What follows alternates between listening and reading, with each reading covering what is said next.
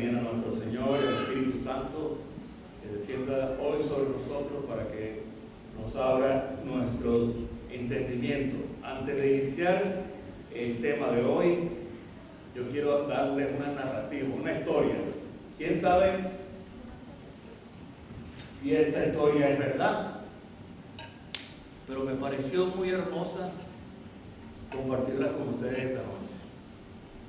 Y habla la narrativa de una anciana de alta edad que tenía una necesidad muy grande en su pueblo. Estaba pasando hambre en medio de una hambruna y pobreza, y ella llama por teléfono a la emisora de la radio y le dice que la petición de su corazón es que Dios le traiga comida. Entonces, rogando y pidiéndole en la radio a todo el mundo. Entonces un hombre cínico en el pueblo, tal vez un poco medio adinerado, le dijo: la señora le está pidiendo comida a Dios. Entonces le dice a su secretaria: mira, ve al supermercado, compra toda la comida que puedas, que es una canasta de fruta, todo, y se lo lleva a la señora y le dice que viene de parte del diablo. Entonces la secretaria obedece, va al supermercado, le hace las compras y se la lleva ahí, y averiguó también la dirección donde vivía a través de la radio, y le llega a la casa y toca la puerta y la señora le habla la puerta muy amable, con una sonrisa, recibiéndola. Entonces le dice ella que ella le tiene toda esta comida. Entonces ella le invita a la casa a pasar, pasa a la señora, la pone en la mesa, y la señora estaba muy contenta distribuyendo la comida, inclusive estaba separando unos alimentos para dárselos a los vecinos y compartir con los vecinos. Entonces la secretaria dice: ¿y tú no estás interesada en saber de quién te mandó esto? Entonces, la verdad no, porque cuando Dios ordena, el diablo obedece. Amén. Bueno, se pueden reír.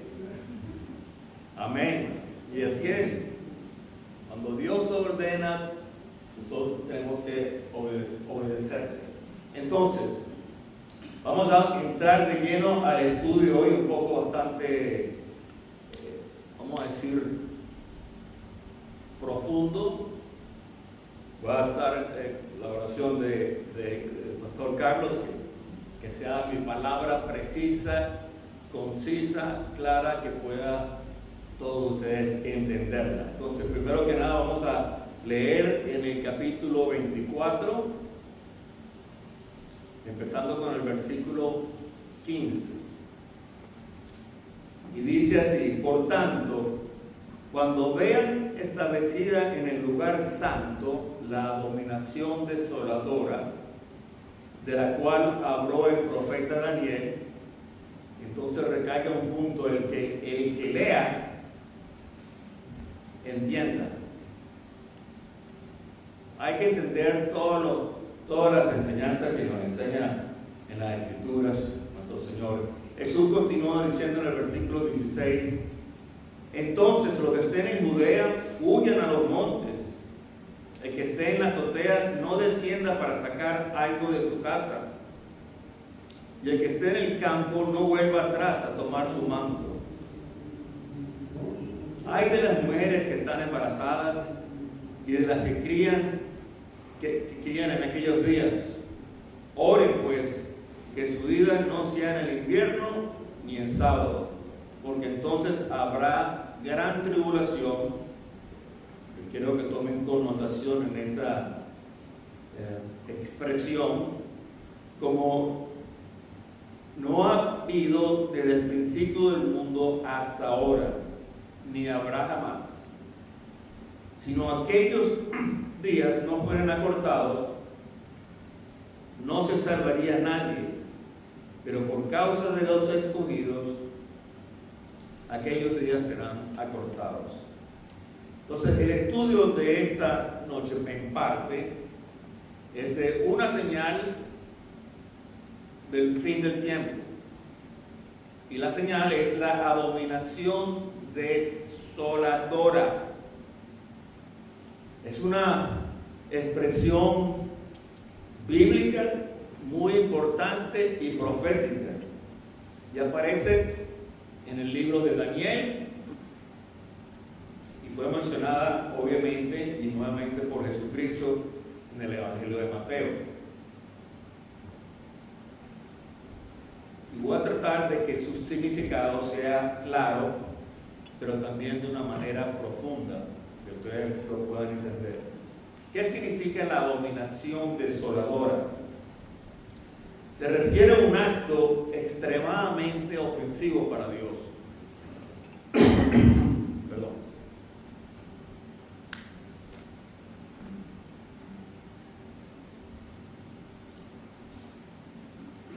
Generalmente indica una idolatría en el lugar santo, en el templo, una profanación del templo de Dios, algo que provoca destrucción o desolación, tanto espiritual como física. Una destrucción. La frase combina dos ideas. Abominación. Aquí algo que es desagradable para Dios. Dios es un solo Dios y hay que adorarlo a Él en espíritu y en verdad. Es interesante cuando tú ves el templo, o todo lo que el templo de Dios. Recuérdense en la escritura que David tenía el corazón, era un hombre que decía ha sido llamado al corazón el hombre detrás del corazón de Dios. ¿De acuerdo? ¿Sí o no? Sí. Sí. Entonces, él quería hacerle un templo a Dios. Pero el Señor le dijo, mira, yo conozco tu corazón, tú eres un hombre detrás del mío, pero no puedo permitir que tú edifiques el templo. Y la razón estaba muy clara, porque tú has derramado demasiada sangre. David se la pasaba en guerra tras guerra tras guerra, aniquilando todo el mundo, todos los enemigos, habido y por haber.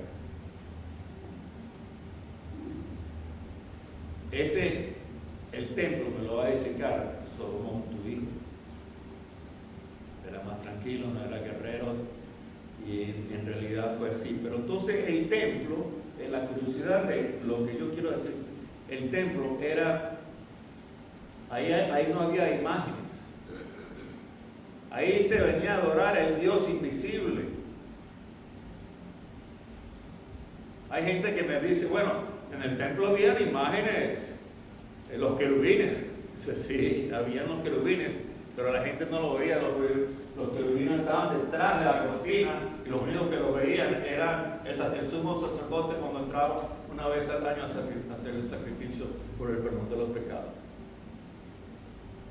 Lo que pasa es que nosotros como hombres queremos las cosas tangibles, queremos ver cosas, queremos tocar, pero Dios es invisible. El mismo Pablo, cuando salió a predicar a Roma y a Grecia, él les dijo, yo vengo aquí a predicar desde el Dios invisible. Y dice, ¿qué? Porque todo el mundo, de una manera u otra, estaba lleno de dioses y de ídolos, y así sucesivamente. Entonces, la abominación es una cosa detestable delante de Dios, como la idolatría, sacrilegio, y desoladora es algo que trae destrucción, y eso lo vamos a ver un poco más adelante. Trae ruina y trae abandono. ¿Dónde aparecen en la Biblia? Así como yo le dije anteriormente, primero en el libro de Daniel, aproximadamente 530 años antes de Cristo, ya Daniel estaba viendo y recibiendo revelación y visiones del futuro. Y Daniel, en el capítulo 9, versículo 27, dice: por una semana él confirmará un pacto con muchos, y en la mitad de la semana hará cesar el sacrificio y la ofrenda. Sobre las alas de abominaciones vendrá el desolador, hasta que el aniquilamiento que está decidido venga sobre el desolador. No voy a entrar en detalle en este versículo, porque este versículo es futuro. Este versículo se habla de el anticristo que va a aparecer en la cena. Pero antes de que ese anticristo aparezca en la cena, en este mundo, en estos momentos, vamos a decirlo así, han aparecido otros anticristos. Yo los llamo prototipos de anticristo.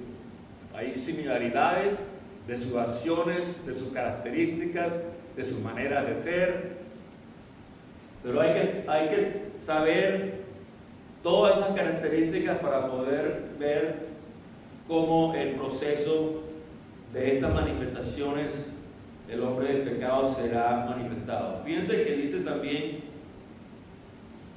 que él confirmará un pacto con muchos.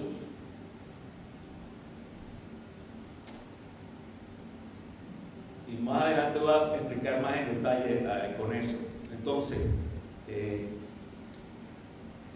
recalcando el punto, sobre las alas de abominaciones vendrá el desolador. ¿Por qué? Porque van a venir varias abominaciones, no solamente una. Y voy a entrar un poquitico más en detalle al respecto. Entonces, en Daniel capítulo 11, versículo 32, dice así: entonces se levantarán tropas de su parte y contaminarán el santuario, la fortaleza, y quitarán el sacrificio continuo y pondrán la abominación desoladora. Versículo 32, tal vez no lo tienen en la pantalla, pero dice: con mis zonas harán pecar a los que violan el pacto, pero el pueblo que conoce a Dios se esforzará y actuará.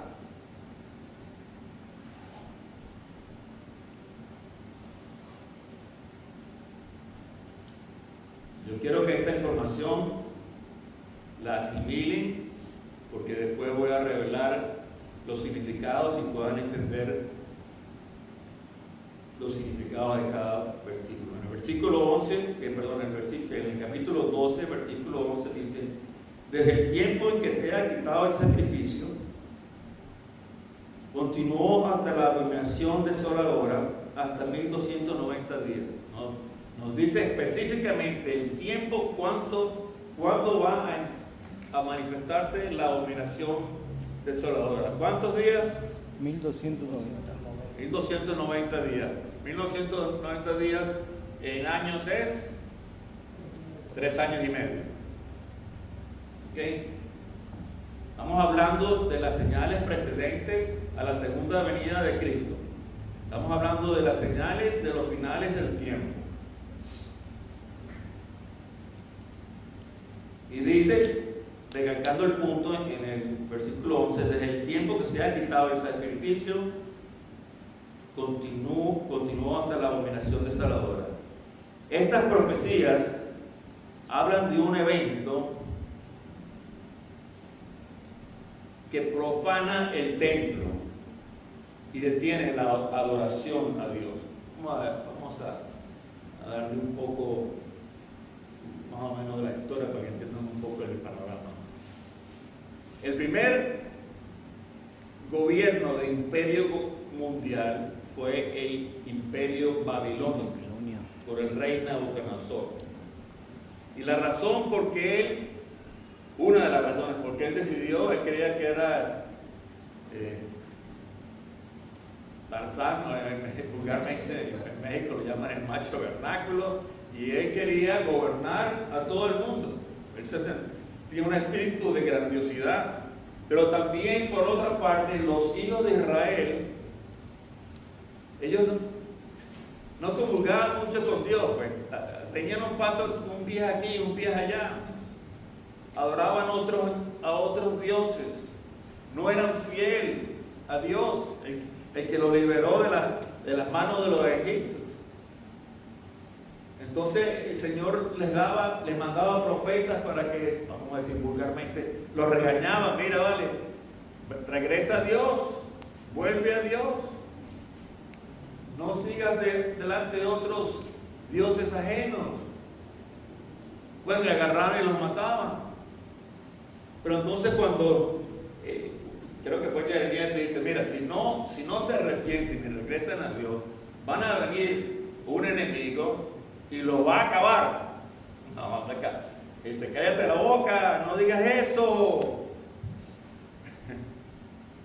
¿Y qué fue lo que pasó? Vinieron y acabaron con Jerusalén. Jerusalén la dejaron prendida en fuego. Profanaron el templo, se robaron todos los utensilios de oro, las copas de oro. Hicieron un desastre.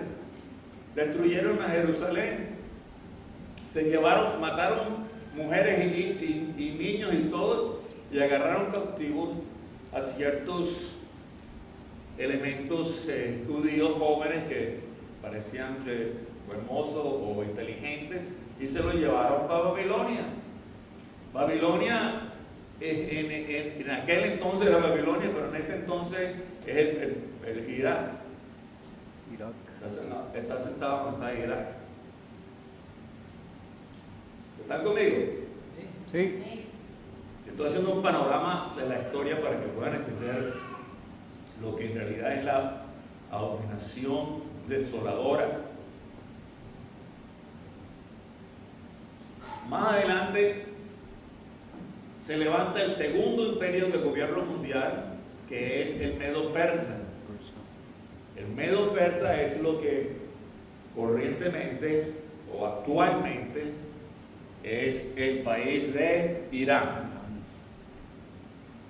Ellos están picados porque más adelante se levantó Alejandro Magno, el tercer imperio de gobierno mundial, y acabó con ellos. Entonces ellos están picados desde generaciones y siglos y siglos y siglos. Ellos creen en estos momentos, ellos quieren dominar el mundo. Y si tú no aceptas lo que ellos dicen, tienen el derecho, de acuerdo al Corán y a Alá, que te pueden matar. O sea, ellos tienen un propósito. Ellos quieren dominar el mundo otra vez. Pero se van a encontrar con un Dios todopoderoso que no va a permitir eso, porque primero que no está escrito, y segundo, Dios tiene otro plan. Entonces,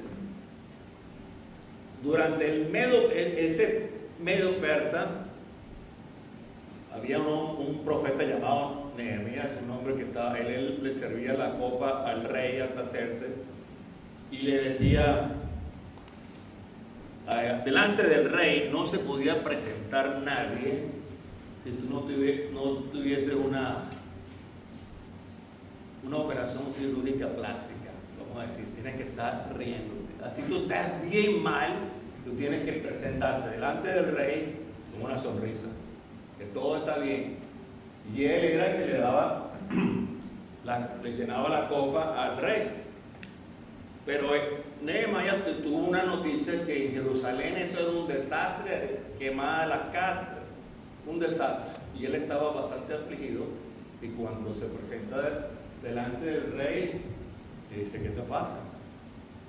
No me pasa nada, no, pero es que esa cara que tienes, no, aquí no me vas a convencer. Y él sabía que si te presentas delante del rey, le cortan la cabeza, punto. Eso era así.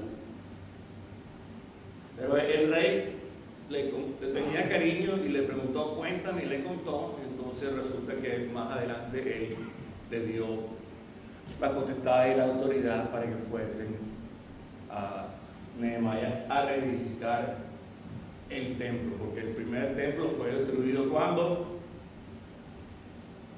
Hello, ¿están conmigo? Sí, Babilonia. Babilonia. Entonces, da el medio persa, el segundo imperio del gobierno mundial, le dan la potestad, la autoridad para reedificar el segundo templo. Y Nehemías se ve, no voy a entrar más en detalle, pero se va y lo edifica. Entonces, en ese entonces siempre se sacrificaban animales para sacrificarlos delante de Dios. Una vez al año se sacrificaba el cordero. ¿De quién es el cordero inmolado que quita los pecados del mundo? Jesucristo. Jesucristo. Pero ellos seguían con su religión, ellos seguían con sus actos, ellos seguían con sus ritos, con sus sacrificios.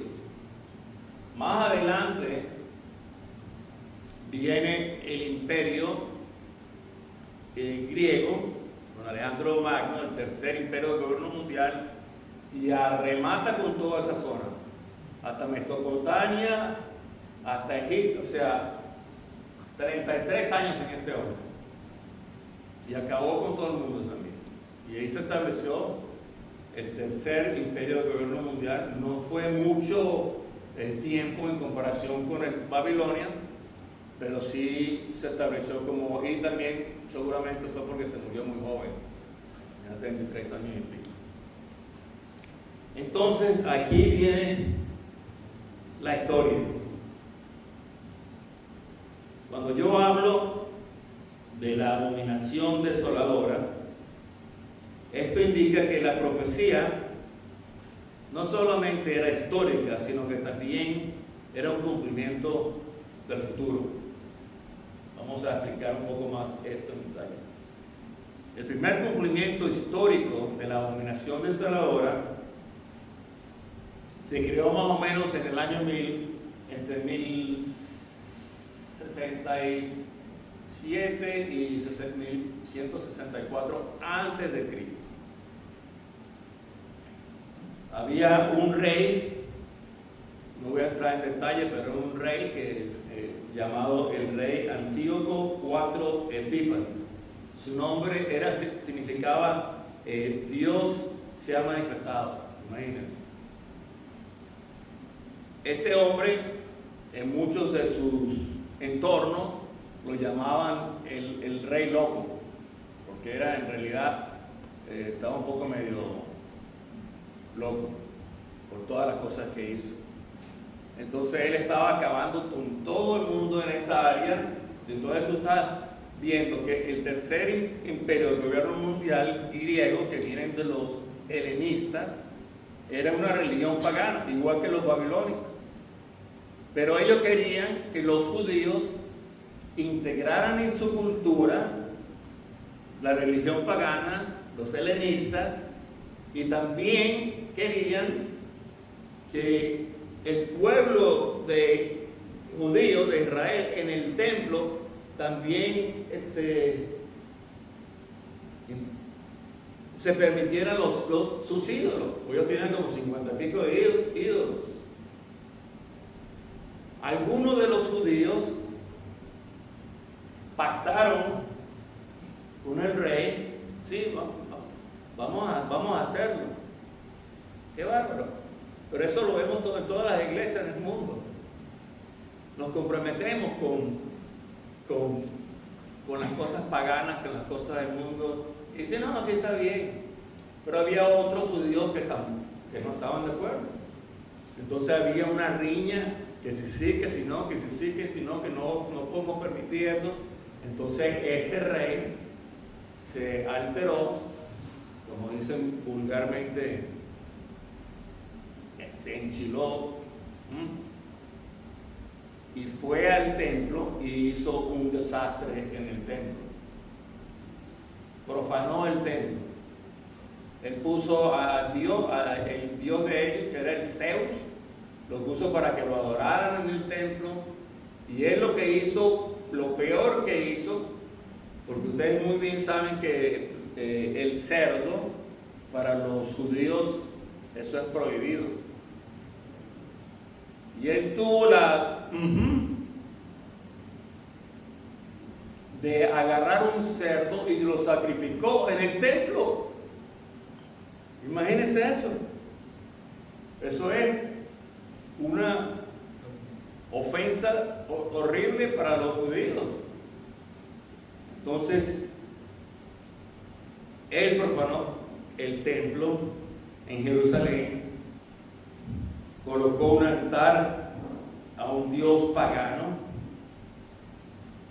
y sacrificó animales impuros, como lo era el cerdo en el templo. Ese es un significado de profanación, de profanar bíblicamente el templo de Dios. ¿Están conmigo? Lo estoy aburriendo porque creo que algunos están dormidos o qué. ¿No comieron? Seguimos adelante. ¿Está bueno? Ok.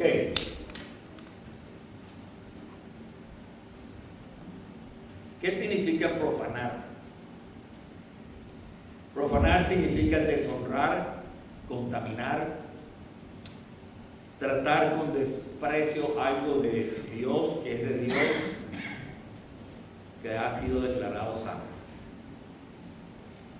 En la Biblia, algo santo es aquello apartado para Dios, bien sean personas, lugares, tiempos, objetivos, templos o su nombre. Profanar es hacer lo contrario, usar lo santo de manera incorrecta y totalmente inapropiada y irrespetuosa. Vamos a transferir la profanación del templo en el estado físico a la profanación de nuestra vida espiritual. ¿Okay? Vamos a hacer un salto a ver qué significa esto. Ustedes muy bien saben que esto aplica también espiritualmente hoy en día a nosotros. En el Nuevo Testamento se enseña que el creyente, el cuerpo del creyente es el templo de Dios, es el templo del Espíritu Santo. Dice Pablo en la primera de Corintios 13:16, ¿no sabéis que ustedes son el templo de Dios? Entonces hay que cuidar el templo de Dios y no tampoco caer en profanar ese templo. ¿Entienden lo que quiero decir? Estamos hablando de una analogía entre el templo físico de lo que hicieron en Israel en comparación con lo que hoy en día significa para nosotros. Por eso, vivir en pecado deliberando puede verse como profanar al templo espiritual. En la Biblia, profanar no es solo un acto físico, también es una actitud de corazón. Entiéndanlo bien. No solamente es un acto físico, pero también es una actitud de corazón. Se profana cuando se pierde el respeto por lo santo. Se usa lo espiritual con fines egoístas, egocéntricos. Se mezcla lo santo con lo impuro. Y se trata a Dios como algo común. No, hermano. Eso no puede ser. Y hay que darle a Dios el respeto y la reverencia que necesitan. Entonces fíjense que lo opuesto a profanar es santificar, es honrar, es apartar y reverenciar lo que es de Dios.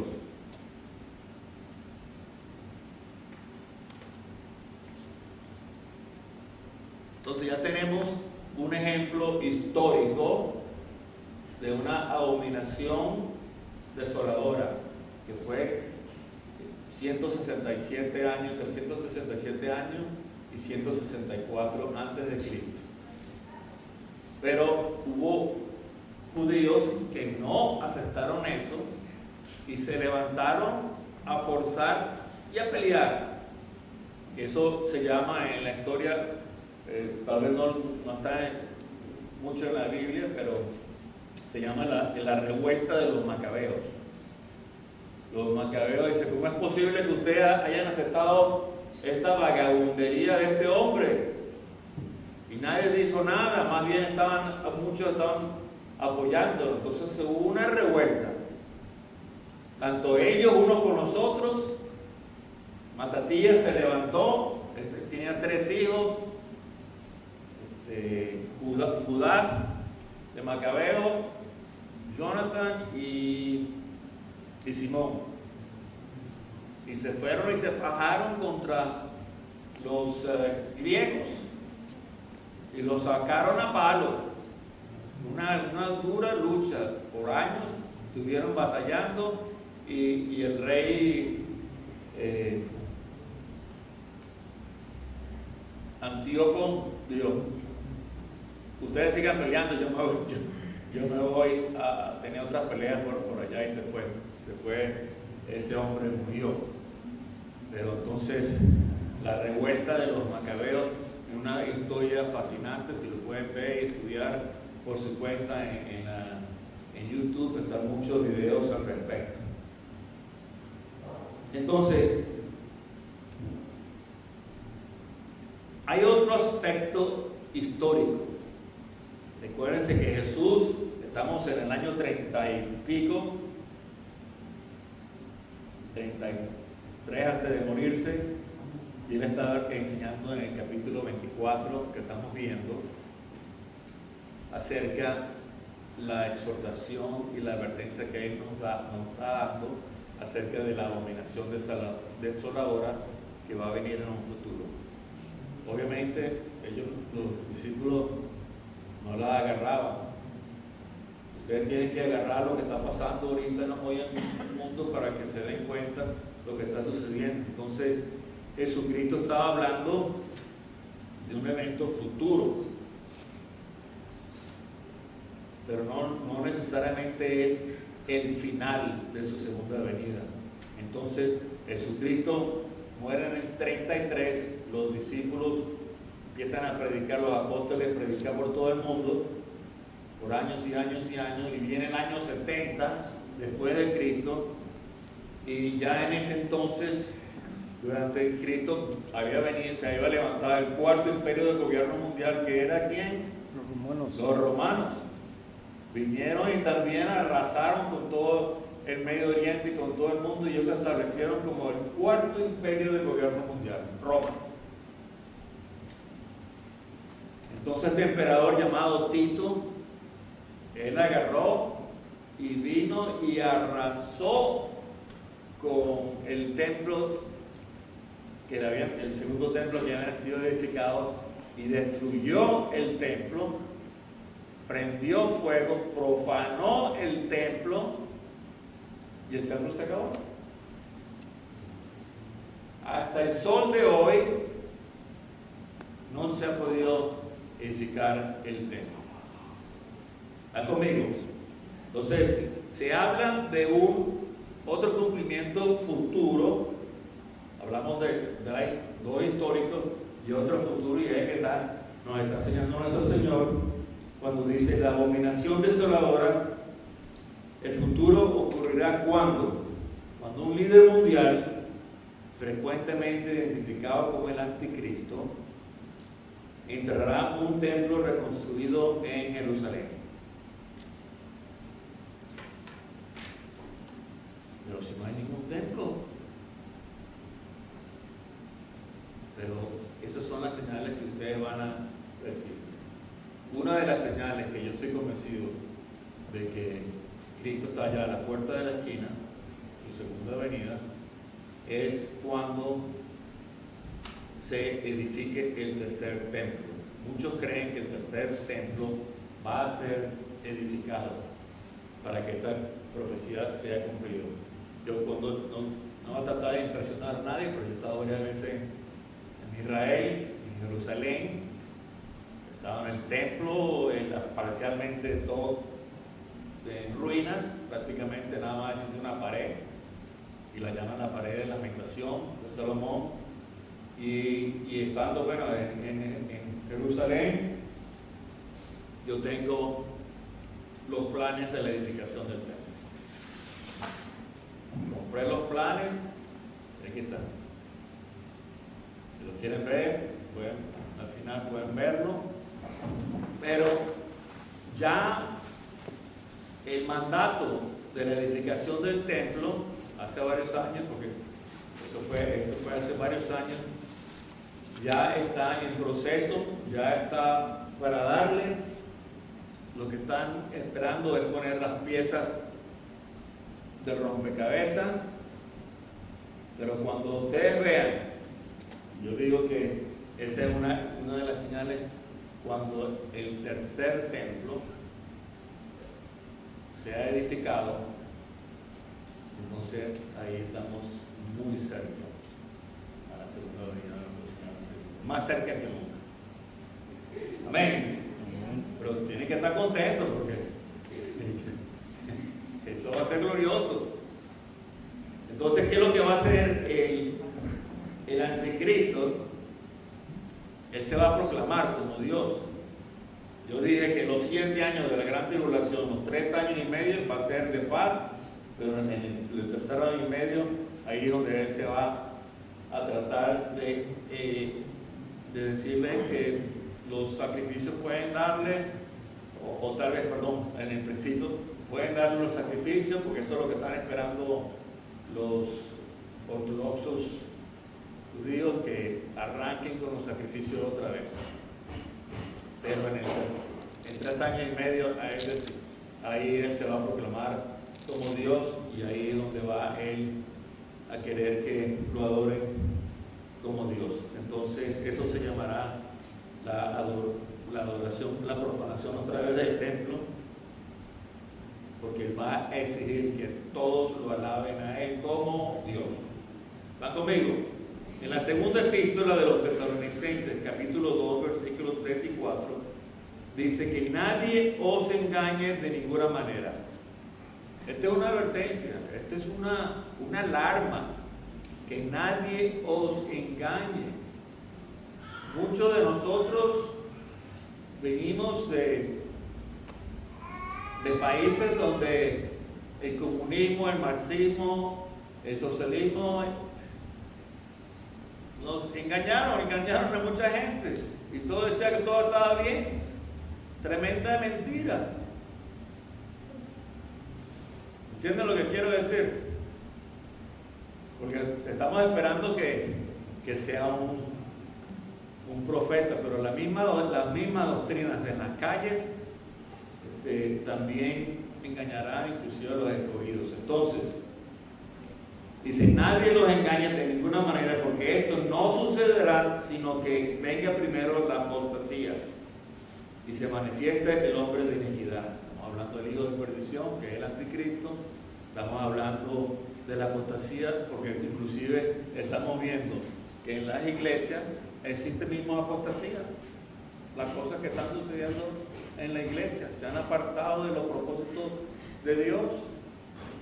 No voy a entrar en detalle, pero va a haber una gran apostasía, que todos se van a enfriar. La gran mayoría se van a enfriar. Va a haber una apostasía donde gente va a rechazar y a caminar y dice, no, ya el Señor tarda mucho, yo me voy, y se van para el mundo otra vez. ¿Entienden? ¿Están conmigo? Entonces se va a manifestar el anticristo, el hijo de perdición, Esto se opondrá y se alzará contra todo lo que se llama Dios o lo que se adora, tanto que se levantará en el templo de Dios haciéndose pasar por Dios. Entonces, más allá de lo histórico y profético, también hay un mensaje espiritual. La abominación desoladora representa cuando lo santo es reemplazado por idolatría. Y estamos viendo también muchas iglesias que hay demasiada idolatría. ¿Cómo nos encanta adorar al hombre por encima de Dios? Lo otro que representa cuando lo sagrado es profanado, cuando el corazón humano se aparta de Dios, cuando la verdad es sustituida por el engaño. Tengan mucho cuidado. Demasiadas doctrinas, demasiados vientos de doctrinas que están soplando de aquí y por allá. No se podrán ni imaginar. A mí me mandan textos, correos electrónicos diciendo: ¿qué crees tú de esta doctrina, de este mensaje? Imagínense. Hay demasiado. Entonces, más adelante voy a explicar un poco más en detalle una de las claves que tiene que suceder para con nosotros. Entonces, es una advertencia. La corrupción espiritual en lugares que deben ser santos. Entonces, en resumen, la abominación desoladora es un acto profano contra Dios, relacionado con la idolatría en el templo. Tener mucho cuidado con eso, porque no necesitamos tener una imagen para ser idólatras en el templo. Vamos a estar idolatrando a un hombre, un pastor, y segundo, fue profetizado por Daniel, confirmado por Jesús, cumpliendo parcialmente en la historia los eventos y esperando nuevamente eventos futuros según las interpretaciones bíblicas. Entonces hay ciertos puntos que, desarrollando este capítulo 24, que van a recalcar ciertas señales de los últimos tiempos. Y son, no voy a entrar en detalle porque eso va a ser más en detalle explicado. La relación de la gran tribulación. La abominación desoladora está directamente conectada con lo que Jesús llama la gran tribulación, un periodo de 7 años. Cuando vimos en Mateo 24, cuando veáis la abominación desoladora, entonces habrá una gran tribulación, cuando no ha habido desde el principio del mundo.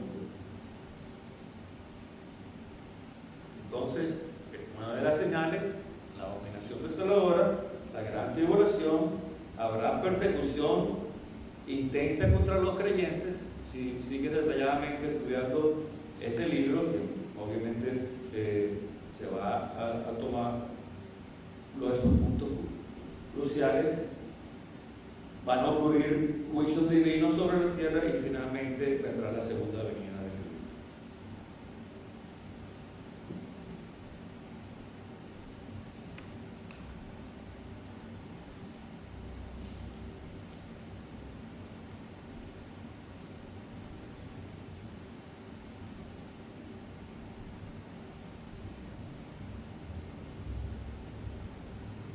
Las señales que se presentan de la abominación desoladora, ya lo hemos visto, está en el Evangelio de Mateo 24, aquellos que están escribiendo notas, en el Evangelio de Marcos 13 y el Evangelio de Lucas 21. Y habrá más señales claras, mucho más señales claras. Vendrán los falsos profetas, los falsos cristos, van a decir: yo soy el Cristo, y déjenme decirles que hay bastante allá afuera diciendo lo mismo. Segundo, las guerras y rumores de guerra.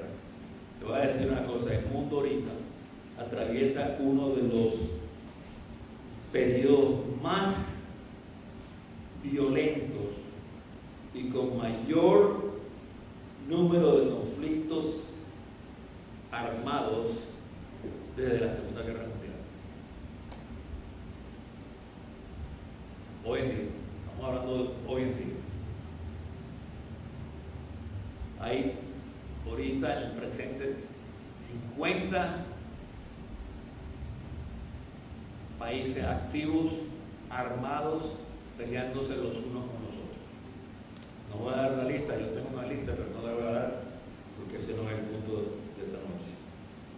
Y hay de entre 110 a 130 conflictos activos. Porque dice la palabra, se levantará nación contra nación. Va a haber hambres, pestes y terremotos. Eventos naturales intensificados. Pero estos son los principios de dolores, pero el fin no será todavía.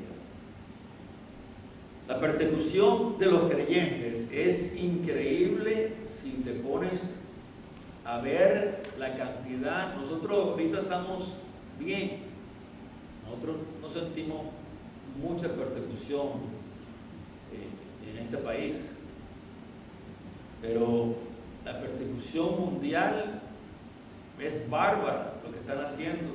No voy a entrar en detalles, pero hay persecución contra los cristianos, quemando las iglesias, quemando las casas, quitándole sus propiedades y matándolos. En Somalia, Yemen, en Sudán, en Eritrea, en Siria, Nigeria, Pakistán, Libia y en Irán, donde la persecución es muerte. Tenemos que orar por nuestros hermanos que están sufriendo. Nosotros estamos bien aquí, pero ellos están sufriendo. Tenemos que usar las herramientas que nos da Dios para orar. Los creyentes están siendo odiados y perseguidos y entregados a autoridades en todo el mundo. La maldad aumentará.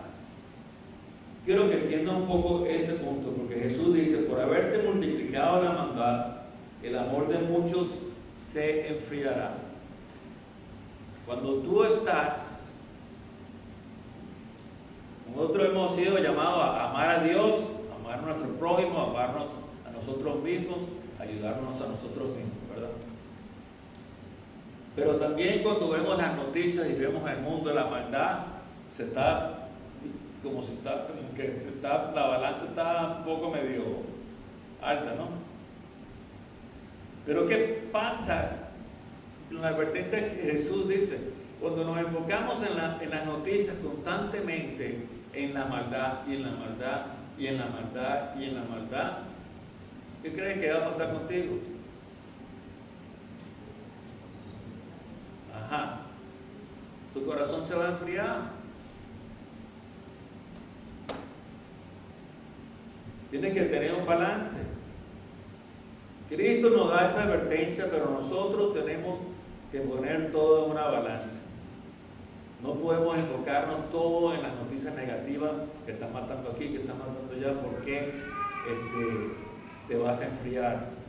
Y que después que te enfrías, no vas a querer saber nada de Dios ni de Jesús, porque tú lo que estás viendo a tu alrededor es maldad. Nuestro trabajo, cuando vemos eso, lo que está sucediendo en el mundo, es interceder. Intercesión por los gobiernos que no son justos, equitativos. Intercesión por los malos que se conviertan. Intercesión que Dios haga justicia. Que haga justicia en nuestros países.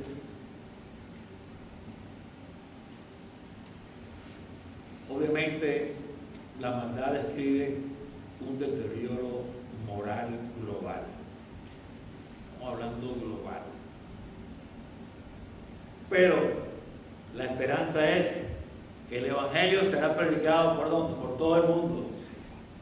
Tenemos los medios de comunicaciones, qué bárbaro. Yo puedo estar aquí y gente en otras partes del mundo pueden escuchar la palabra. El Evangelio, hay que aferrarnos que el Evangelio será predicado por todo el mundo. Y después de esto vendrá el fin. Entonces, después de la aparición del hombre del pecado, recalco otra vez el punto de Tesalonicenses: no deje que nadie te engañe. Entonces, una de las características del anticristo: se exaltará sobre todo, se sentará en el templo y se proclamará como Dios.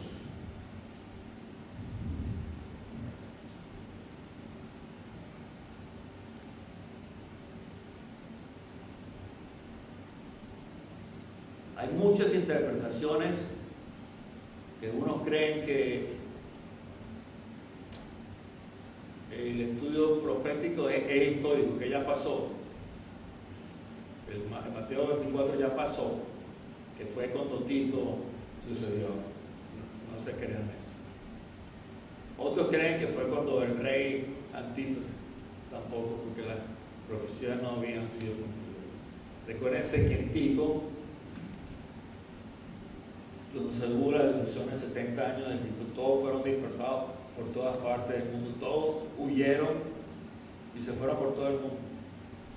Pero dice más adelante, y no va a estar en detalle porque no me corresponde, él dice que él va a traer a su pueblo de Israel y una vez va a retornar a Israel todos los que se habían esparcido desde el año 1970 y por ahí. La cantidad de israelitas y judíos que han regresado a Israel en numerosos, o sea, increíble. ¿Por qué? Porque la palabra dice que la nación de Israel va a nacer de nuevo, y nació en un día, en el año 1948, el 14 de mayo. Israel nació de nuevo. Israel empezó a recibir gente de todas partes del mundo, judíos, y se ha establecido como una nación. Israel es el epicentro del mundo hoy en día. Todos están en contra de Israel, no solamente ahorita, desde el principio de la creación, prácticamente cuando se iniciaron los enemigos atacándolo constantemente, casi 6.000 años dándole, y no lo han destruido todavía. Dios los ha protegido. Y todavía hoy hay gente que quiere que Israel sea completamente destruida. Pero no va a ser así. Entonces, los eventos principales: habrá un cumplimiento futuro literal. Habrá un líder mundial, el anticristo, que profanará el templo. Se iniciará la gran tribulación, sufrimiento del anticristo, pacto con Israel. En la mitad del periodo existirá la abominación desoladora y vendrá la segunda gloriosa venida de nuestro Señor Jesucristo. ¿Cuál es la clave? ¿Cómo nosotros debemos de vivir? ¿Cuál es la clave que nosotros tenemos que ejecutar? Y una de las claves es conocer bien la palabra de Dios. Tienes que conocer bien las Escrituras, estudiarla, escudriñarla, meditarla. Tienes que saber la palabra de Dios. Separa un tiempo y dedícale un tiempo a las enseñanzas y la doctrina de Jesús. No puedes flaquear, porque obviamente van a venir falsos mensajes, falsas doctrinas, falsos líderes, y tú tienes que tener la habilidad de discernir y no enfriarte espiritualmente. Tienes que tener tiempo a la palabra de Dios y dar darle el debido respeto. Entonces, así como dije, el aumento de la hermandad puede hacer que muchos pierdan la fe, pierdan el amor y se desanimen. Hay que regresar al primer amor. Jesús advirtió sobre esto. Tienes que regresar a su primer amor. Porque si te enfrías, te resbala. Dice un dicho, camarón que se duerme, se lo lleva a la corriente. No te duermas en estos días. ¿Ah? Como dicen. Y si no se lo lleva, le pone una arrastrada. Si no te dormiste, ¿de qué? Si no se lo lleva, Si no se lo lleva, le pone una arrastrada. le ponen arrastrado. Bueno, eso es interesante. Entonces, en resumen, la abominación desoladora es una profecía clave en la Biblia, marca el inicio de la gran tribulación, está asociada con la idolatría en el templo, puede tener un cumplimiento pasado, presente y futuro. Y es una advertencia espiritual para permanecer fieles, hermano. Que hoy ha sido una exhortación a permanecer fieles. Ustedes no, en esta altura no pueden estar flaqueando, ni pueden estar durmiendo como el camarón. Tienen que seguir presionando, aprendiendo, leyendo, escudriñando, desarrollen hambre de la palabra. Y si tú estás en una posición que te has apartado de tu primer amor, regresa a tu primer amor. No puedes estar jugando la candelita, un pie aquí, un pie allá, y no puedes enfriarte. Tienes que prender la candela. Si tú ves la estufa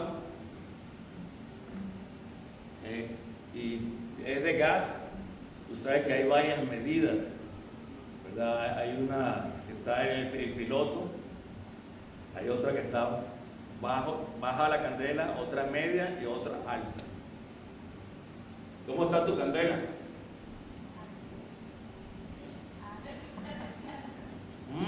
Ay, muerta la risa. Ay, me quemé. No, pero. ¿Cómo está tu candela? ¿Está nada más prendida el piloto, nada más? Así, unos están haciendo así. Bueno, es hora de prenderle fuego. Pasen de bajo a media a alto y déjenla ahí pegada. Eso no se apaga. Amén. Entonces, hoy, si tú te encuentras que tu amor, has perdido tu primer amor, es hora de arreglar cuentas y regresar a tu primer amor, como dice en la palabra en el libro de Apocalipsis. Oremos.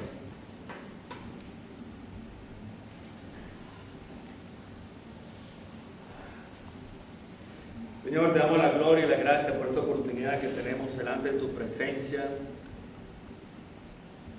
aprendiendo, conociendo más de ti, de tu palabra, es poderosa y edificadora. Señor, te pido que enciendas una llama en cada uno de mis hermanos aquí presentes en esta noche, de todos aquellos que me están escuchando por los medios de comunicación. Es hora de regresar y retornar a tu Creador. Es hora de regresar a tu primer amor. Es hora de comprometerte en leer la palabra, tener hambre por las cosas y sediento por las cosas de Dios que son preciosas. Dios tiene infinidad de promesas para ti. No flaquees en estos últimos días. No te rindas a los placeres de esta vida. No te rindas a las concupiscencias de la carne. No te rindas. Prende esa llama en fuego. Deja de ser una llama de piloto baja o media. Siempre manténla en alto. Que alumbres donde quiera que el Señor te lleve. Que la gente pueda ver que Dios está trabajando y obrando en ti. Y si en esta noche te doy la oportunidad, si tú nunca has aceptado a Cristo como tu Señor y tu Salvador, y tú sabes las cosas que estoy hablando, y estás viendo las cosas en este mundo, pero tú no tienes la seguridad de salvación, tú no tienes la seguridad de que eres salvo. Levanta la mano donde tú quieras que estás, si quieres recibir a Cristo Jesús en tu corazón y nacer de nuevo. Si yo quiero nacer de nuevo.